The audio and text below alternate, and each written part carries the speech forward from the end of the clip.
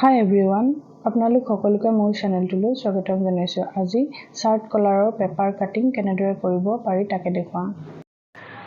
প্ৰথমতে পেপাৰখন 2 fold কৰি লৈ কলাৰৰ মেজাৰমেণ্টৰ হাফ অৰ্থাৎ 10.7 ইঞ্চি এটা যোগ দি ল'ব লাগে। তাৰ পিছত লেন্থটো 4 ইঞ্চি কৰি এটা পইণ্ট দি আৰু আঁচডাল দি ল'ব লাগে। এতিয়া 1.2 ইঞ্চিত এটা ফুট দি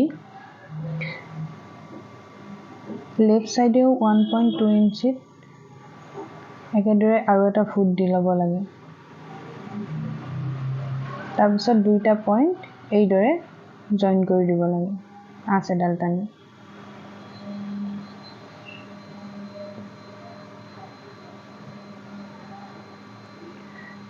এতিয়া লেফট সাইডৰ জোখটো ল'ব লাগে 3 ইঞ্চি।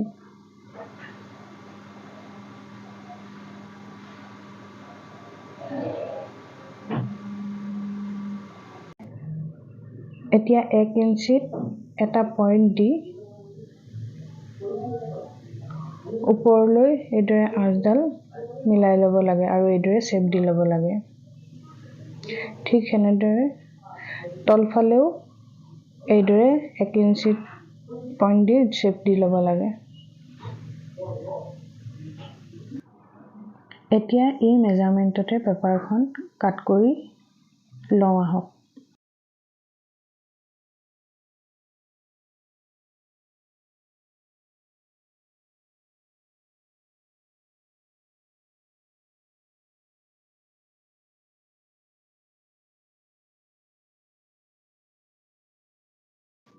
এইদৰে চাৰ্ট কলাৰৰ দুইটা পাৰ্ট এনেদৰে ওলাই পৰিব